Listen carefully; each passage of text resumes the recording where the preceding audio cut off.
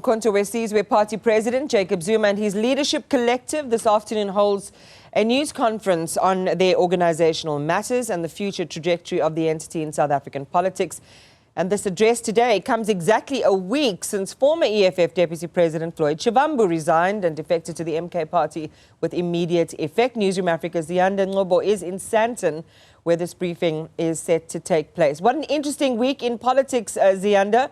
And as we talk to you, we're expecting those disgruntled MPs from the same party to be giving their side of the story. So this is all very interesting. The MK party, not very old. These are major developments. Talk to us about what we're likely to hear the former president and the leader of the party say today.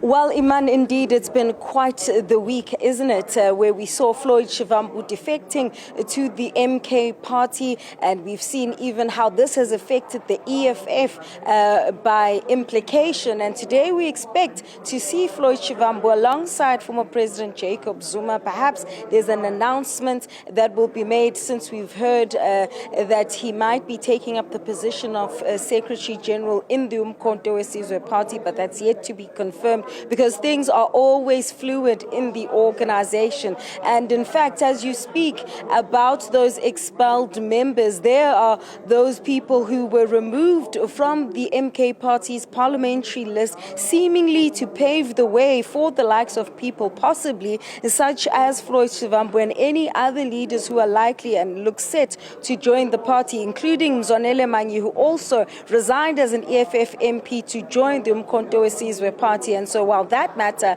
unfolds in the high courts in the Western Cape, and of course they will give an update at their briefing as to what happened there, we'll also get an opportunity to speak to the former president about getting formal structures. If that's going to happen anytime soon, what has the rationale been about, recruiting someone like Floyd Shivambu, and who else we can anticipate the MK party to unveil?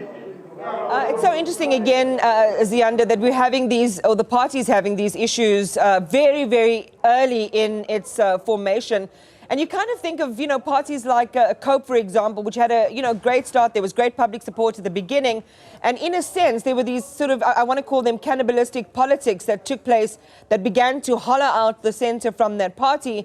And we wonder whether that's a cautionary tale for what we're seeing happening in the MK party right now. It's early days, and already there's all of these movements. We did hear the MKs and Ndlela say that, well, these MPs who were kind of put aside always knew this was going to be a temporary gig.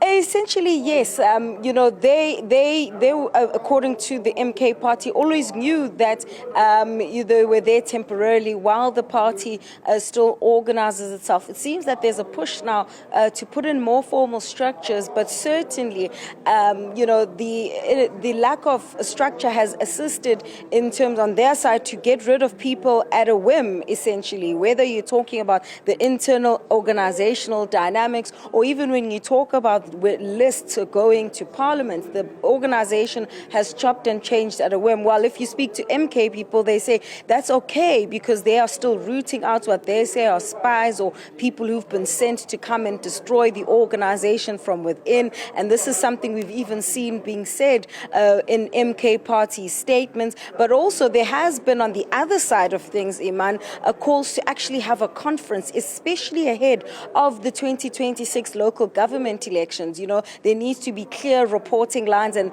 there were reports of KZN leaders going to speak to former President Jacob Zuma and the Ngcobo party president to ask for a conference to be held as soon as possible, so that there is a clear structure in place to prepare election machinery ahead of those local government elections, because it will be the first that the party enters into, and they really need to move beyond some of the gains that they made from by-elections and really test the ground, whether or not they'll still be able to gain some kind of popularity. Remembering, of course, that local government is the coalface of service delivery. You interact directly with the electorate, but also because despite getting 45% of the vote in KwaZulu-Natal, they are not in power in that province. So they are clearly on the back foot somewhat in many aspects. Yeah. I mean, again, it's going to be interesting, Ziyanda, to see what comes out of that news conference, possibly hearing the fate of people like Floyd Shivambu, the now former deputy president of the EFF. There's talk of other deployments potentially, even in the province of KwaZulu-Natal. So these are interesting moments in South African politics. Any significant sightings? I'm sure it's too early in the day. I mean, this news conference only gets underway in about 2 hours, we're told.